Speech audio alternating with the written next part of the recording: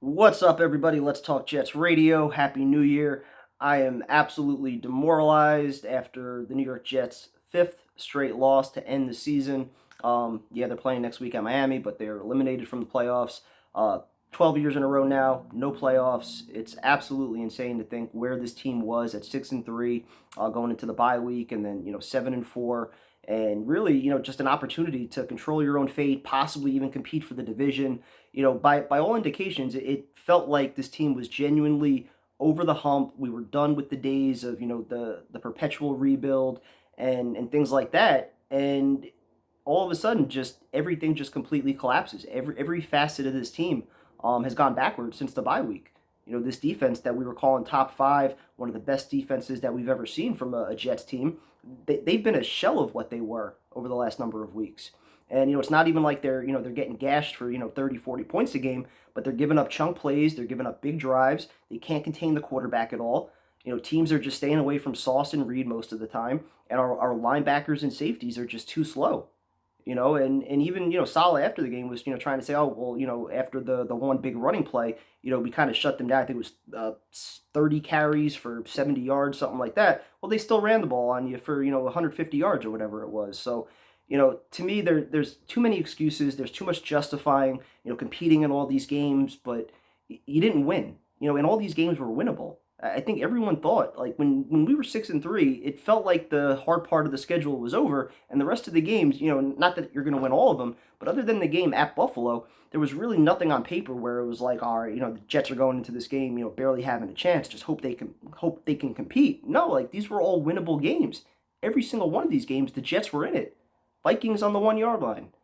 Bills, they're coming back late, driving late. But a common theme with all these games also, and it happened today, the slow starts, the scripted plays don't work. The defense comes out flat. They give up long drives. All these things, like, it's coaching. It goes back to coaching. And I'm not saying heads have to roll or that anyone's going to be fired, but there's a very good chance that somebody takes the blame for how this team collapsed at the end of the year. You can't lose five in a row when at least I think there was more than enough talent to win a bunch of these games. I know there were issues at quarterbacks and they had some injuries. Every team's dealing with injuries at this time of year. A lot of teams are playing backup quarterbacks right now, still getting good production out of their offense. So for all the games where the Jets were moving the ball with backup quarterbacks, and I was trying to use that to say LaFleur's got a system that at least appears to be working when there's other quarterbacks in there. Well, today it didn't happen, and the red zone issues have been going on for a while. They continue today. I think it was five of the Jets' first six drives were in Seattle territory. They still only walked away with 6 points. The defense just being lifeless in the first. I know I'm bouncing around all over the place. I'm just so pissed right now.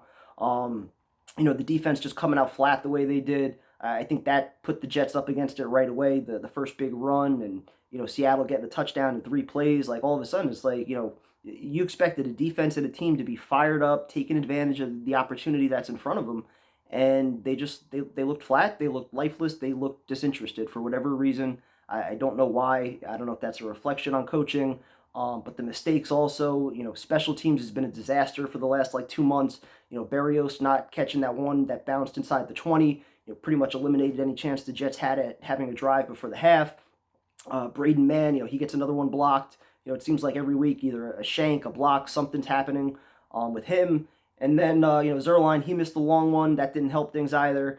But you can look at every facet of this team. The special teams, the coach, coordinators, the play calling. Mike White missed a ton of throws also. He clearly didn't look good. I don't know if it's the ribs or whatever protection he might have been wearing. But there were some open throws that, his first couple games as a starter, he would make routine, he would make look easy. And, a lot of these throws were just errant today. Even some of the ones that I thought should have been caught, like the two by Uzama. There was the other one by Corey Davis that was a little bit high, but they were ultimately in those guys' hands. You're getting paid big bucks. You got to make those plays. In a big game like this, ball hits you in the hands, you got to make the catch. And it just sucks. And, even speaking on the free agents, it's like you're paying all this money for Carl Lawson. He's got 7 sacks on the year, some good moments. But have we ever seen Carl Lawson take over a game? No, we haven't. Corey Davis making pretty good money at receiver. Does he take over games at all? Not really. Even the tight ends this year, they've been up and down all year. Conklin will make some catches, and then he'll have a drop. Uzama had the couple drops. Conklin had some fumbles early in the year. We haven't seen Ruckert, at all this year, basically. So I don't really understand what's going on at tight end. The offensive line's been in shambles. It just seems like all the feel good vibes from early in the year, all these young players that we were talking about, all these pieces that could be part of your future. A lot of these guys might not be now, and there's a lot of guys with some really, really big price tags for the next couple of years that you can't just release. Corey Davis, Carl Lawson. If you just want to release them at the end of the year and save some money, they could do it. But they just restructured Carl Lawson. I'm sorry, C.J. Mosley. He's not going anywhere. Tomlinson's got like an $18 million cap hit for next year that they really can't get out of because he's only in the second year of his deal for next year. Uzama, Conklin, both those guys just signed. Are you going to invest in another tight end? So many questions. Your safeties have been terrible. The rest of your linebackers have been kind of slow. They're free agents also. So it kind of feels like, and again, I know you're getting AVT back, you're getting Breece Hall back. Hopefully that's going to be a boost, but it's starting to feel like this team needs a lot more. And where are you going to do it? Are you drafting? Or are you going to pay big guys big contracts? I don't think Douglas is going to be able to do that this offseason. So I don't really know what the plan is, what the direction is. Just the thought of going into another offseason with so many questions about what you have at head coach. Do you have the right system? Can you develop a quarterback? Are we still trying to develop Zach at this point? Are we taking another young quarterback and trying to develop him? If you are going that route, is LaFleur out? Do you bring in a Frank Reich or somebody with more of a proven resume developing young quarterbacks? Do you just say screw it and get the veteran? You think you're close enough to win now? A veteran quarterback puts you over the top? I really don't know, but again, the bigger story for me is that these 5 games, these were all games that were winnable, that it just felt like in almost every single facet, the Jets were outcoached and they were outplayed, and it raises so many questions about what you have going for the future of your team, and how realistic it is for for this team to actually compete for a championship, because that's the ultimate goal. The whole thing about like rebuilding and everything, it was fine with the idea that once you got over the hump, that you would be a Super Bowl contender, right? Like that's the goal. We all want to win championships, right? Making the playoffs will feel nice when we eventually get there, because it's been so long since we've been there, longest drought in football, going on 13 years now. But ultimately, when you get there, you want it to be a sign that you're capable now of getting there year after year, back to back, and have a few runs at it, like the Bills are doing now, and like a lot of teams with franchise quarterbacks are able to do. And proven coaches that come back year after year. So, the biggest problem is like, we've spent how many years doing all these different rebuilds with multiple regimes, and midway through the year, it felt like, it was starting to click. It was starting to come together. This past draft looks, really good still. And it's just so many questions now. I don't know what to believe, especially, again, I don't know what to believe about Saleh. There have been times this year where I felt like, he's a good coach. He pushes the right buttons. The players respect him. I think he held players accountable at times this year.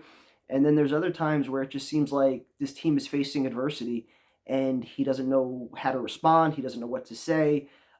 He's got that same kind of blank stare that we've seen from Gase and from Bowles.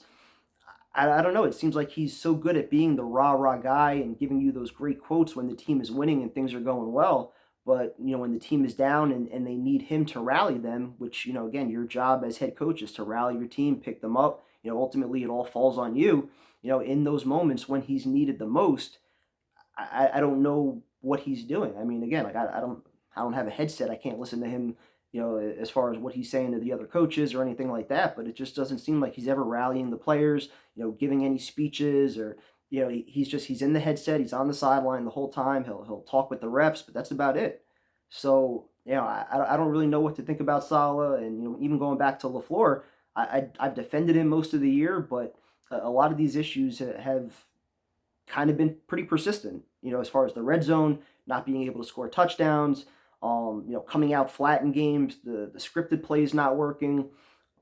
You have so many questions. Even, again, the usage of some of the players, Elijah Moore we were talking about, why he wasn't involved earlier in the year, why we haven't seen Ruckert at all. There's so many questions with this team right now. It completely takes everything out of you because, again, like for the 15th time, like you spend all that time rebuilding with the thought that once you finally get there, that, we're done with the rebuild. We're going to have a few good years of success and some playoff runs. And it almost just feels like we're going into this offseason where unless we get another really solid draft class, a lot of these guys could be gone in a couple of years again, and we're doing the whole cycle again with head coach on the hot seat, GM. Is he going to get to pick another coach? Is he going to get to pick another quarterback? Is his job even safe at this point?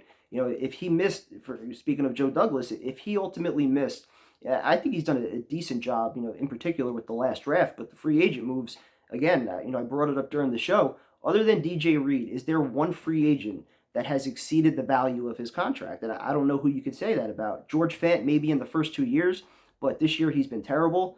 Whitehead's been okay, but I don't think he's lived up to his contract either. Some of the contracts they gave on the D line, Rankins, JFM, again, those guys have been okay. Are they worth the money they're making? Carl Lawson, Corey Davis, the tight ends, Laken Tomlinson. Like, there's a lot of big money that are being paid to some of these guys that, they've been good, but they're not putting you over the hump. They're not changing the direction of your team.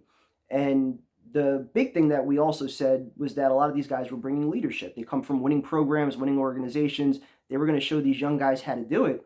But seeing what we've seen these final 5 weeks, seeing how this team has closed out this year, just completely flat and going backwards, it's like, where's that leadership? Where were those leaders, those mentors to, ultimately get this thing turned around? Is that a poor reflection on them? Is that a poor reflection on Salah? I don't really know, but I'm hurting from this one because I would have preferred if our season just ended, last week against Jacksonville. To me, that was fitting, at home in the rain with your young quarterback who was supposed to be the guy, letting him get a chance to do it, and it didn't work. All right, so then it would have been over, and this game wouldn't have meant anything. But the fact that we had another chance after, again, losing 4 in a row, you get another chance, new life to possibly control your fate and have some meaning going into Week 18, and just like that, season's done. 6-3, 7-4, and the New York Jets collapse, and they're going home. And that's why, again, we also talked about this during the stream, the whole same old Jets shit. That's where it comes from shit like this.